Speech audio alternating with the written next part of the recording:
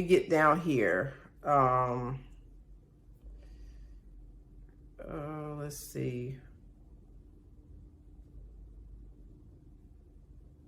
Okay, so the next thing that happens is that when Ahab, when Naboth tells Ahab he can't have the vineyard, he goes to Jezebel. The important thing to note is that the way that he tells Jezebel, the way that he tells her is he conveniently leaves out the part that it wasn't just that Naboth said no, it was the fact that it was in his inheritance. And that was key. It was key in Naboth's response to him. Naboth didn't just say no. He could have just said, no, I'm not doing it, because he did not owe Ahab an explanation. It's not your vineyard. I'm not selling it to you. No. But Naboth did not respond like that. And that's why I wanted to say it was very important. I remember, you remember, guys, I said at the beginning, it wasn't like, I have anything against you. I don't like you or anything like that. Naboth was very clear that he picked his words and he said, I can't give it to you. This is my inheritance. So it wasn't like, oh, I don't want to sell it to you. It was, this is my inheritance. I've been instructed not to sell this. And so when Ahab goes to tell Jezebel, he leaves that part out. He leaves the spirit of what Naboth said out of the story.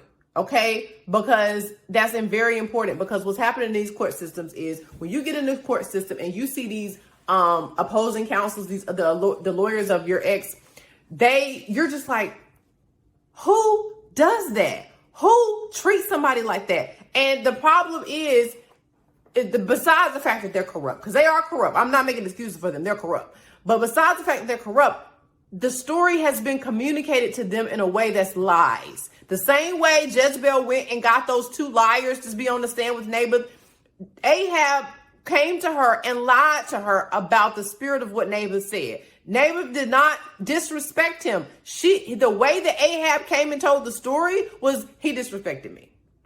I'm the king. I deserve this. He disrespected me. He did not disrespect him. Okay. He told him the truth. And that's what's happening is in these court systems, Ahab, which is these exes, they are going in and telling the story in a way where you're being disrespectful, where you're being the same thing that they're being. That's one of the things I always said about the Ahab and Jezebel spirit. It will always accuse you of doing exactly what it's doing. And that's what's happening, is that the irony of the fact that they're accusing you of stuff that they've been doing for years. That's what they're doing. And so that's exactly what happens, is that Ahab is accusing Naboth of being disrespectful by the way that he tells Jezebel this story. But the person that's disrespectful is Ahab. You knew better than to ask him for that. You knew that it was not the will of God for you to have that vineyard. So who's really being disrespectful here? You are. But you're going and telling her as if Naboth's being disrespectful to you. And that's exactly what's happening in these court systems. The children of God, the women of God that love their children and are submitting to the will of God, and they're just trying to raise their children according to the plan and purpose of God, they're being accused of doing things that they're not doing. They're being lied on because the lawyers and the judges are going based on lies, because they've been told and fed lies. That's what this whole system is about. It feeds on dishonesty, corruption. That's what it feeds on. So if you're going in there and you're lying, you're being dishonest, you're the belle of the ball. And that's what this system is about. It is a very demonic system. Okay, let's continue. So he's manipulating Jezebel by telling her this lie. And that's exactly what's happening in these court systems.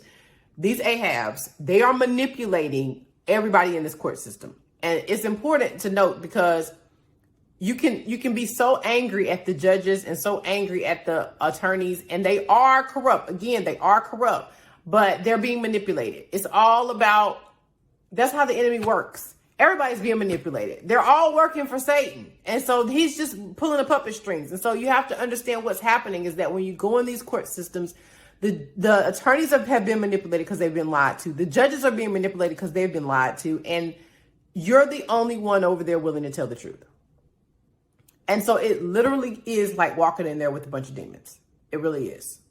And it can be exhausting. And so it's important for you to understand that you're dealing with demon spirits, right? Because you have to, it's important, because what happens is if you go in there and look at it from the natural, you'll just think that people are just being mean to you, and you will just be like ready to give up. I've talked to parents who are literally ready to just say, have them, take them.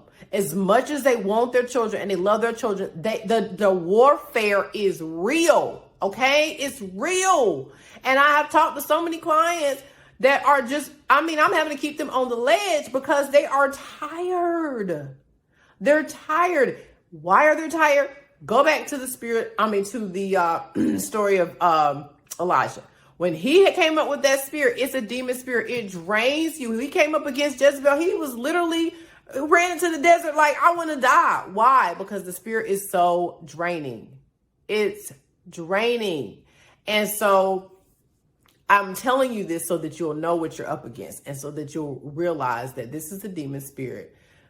But demon spirits are God's specialty. Okay. He can handle them. He is not worried about them, and he can, encourage you. And so it's important that you spend your time and energy fellowshipping with God, letting him pour into you, letting him refresh you, letting him keep your heart clean so that you're not angry and bitter and all those things. And so that you will war, in the heavenlies and in the spirit realm. And so that you're not fighting in the natural, because you can't fight this spirit in the natural. You can't. It doesn't work. All it does is wear you out. And that's why I've got so many parents that are they're ready to give up. They're ready to say, forget it. I love my kids, but I just can't keep doing this. I need my sanity. They're ready to give up. And God does not want that, because that's what the enemy wants. That the whole point of this system is to take the children. That's what it's all about. All this crap that's going on in the world with the schools and the public schools and the crap that they're doing, and all the, abortion and all this stuff. It's all about putting the children on the altar of Baal. That's what it's all about. Sacrifice the kids.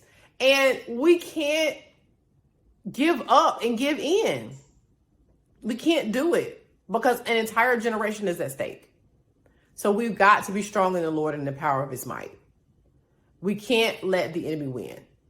And we have to make sure that we're putting on the whole armor of God, and that we are realizing who we're wrestling against, and we are dealing with this in the spirit, because that's the biggest mistake that most of us are making as women of God. We're trying to fight this thing in the natural, and you can't do it. You just can't do it. We have to fight in the spirit. We have the advantage. We're like superheroes. But if you're just going to just put your cape down and say, I'm just going to, fight like a regular person, I'm just not going to use any of my powers, what kind of sense does that make? So we have the Spirit of God. We have the angels of God. We have the power of God. We have to use it. We have to use it. We cannot fight this battle in the natural. We cannot put our armor down and our tools down and our weapons down and, our Heavenly Father down and just say, well, I got to fight this in the natural. This is how things are done. No, that's how the world does things, but we don't operate in that kingdom anymore. We are ambassadors for Christ, which means that when we operate according to the rules and laws of heaven.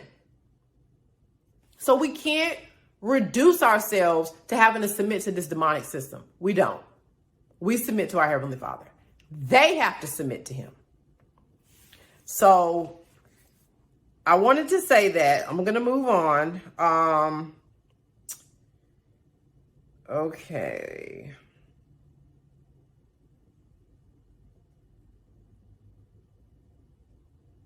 Okay. So what's happening in the spirit, the Lord was letting me know, is that with these, with your exes, they're coveting the relationship that you have with your children, meaning that you have the authority, but you have the relationship, and they want what you have, right? Because in most cases, they haven't put in the work to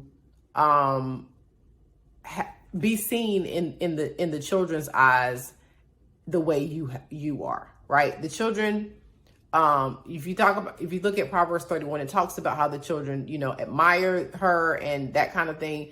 And that's what's happening, is that your children admire you, they respect you, they love you, and your relationship with them is one that Ahab wants. And so part of the reason why he's fighting so hard is because he wants what you have. And the problem is he doesn't want to put in the work that you've put in.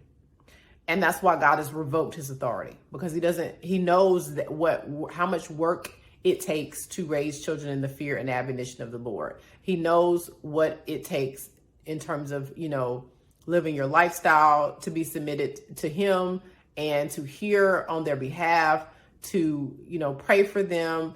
It takes work, and they're not willing to put that work in. They want the benefits of having children, but they don't want the responsibility of having children. And God knows that. He knows the heart. You can't fool him. You may be able to lie to the courts, but you can't lie to God. He sees the heart, and he knows that you're not willing to do that. And so that's why he's revoked your authority. And so that's what this is all about, is that you're being fought so hard in court because this spirit wants what you have. It wants the inheritance that's yours. And the inheritance of these children, and, raising them and seeing them live out and fulfill the plan of God for their lives is an inheritance that God has given to you. And he gave it to them, but they squandered it. And so he has revoked it. And so, because instead of doing what they have to do to earn theirs back, they want yours. And that's what this is about. They are going to court to try to steal from you what's yours, because they've already given up theirs. And that's what's happening. That's what's happening in the spirit. Okay.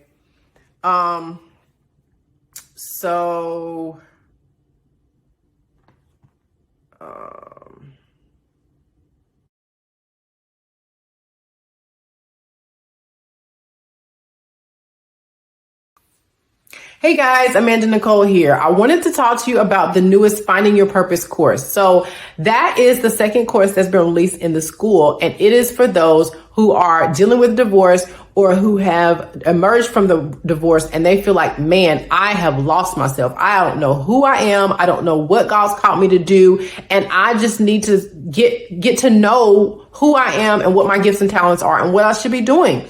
And so I hear that all the time from my clients, where they feel like, I've just lost myself. I don't know what God's called me to do. And I just feel stuck. I feel like I don't have a purpose. I don't know what I'm called to do. And if you're wanting to discover what God has called you to do, what gifts and talents he has in your life, then the Finding Yourself While Seeking Your Purpose course is for you. Get that course today. We talk about how to hear God in terms of what your plan, his plan and purpose for your life is, how to discover your purpose, and how to really go about doing that, because it's so important. When we're going through divorce, is just can help it be so much better if we can redirect ourselves to thinking about what God has called us to do and participating in that, instead of wallowing over how long the divorce process is taking, or how difficult it is, or how hurtful it is. If you can focus your energy on doing what God's called you to do, which is the whole purpose of the school, is making sure that you can go from divorce to destiny, to really understand what God calls you to do, this course is for you. It's called Finding Yourself While Seeking Your Purpose.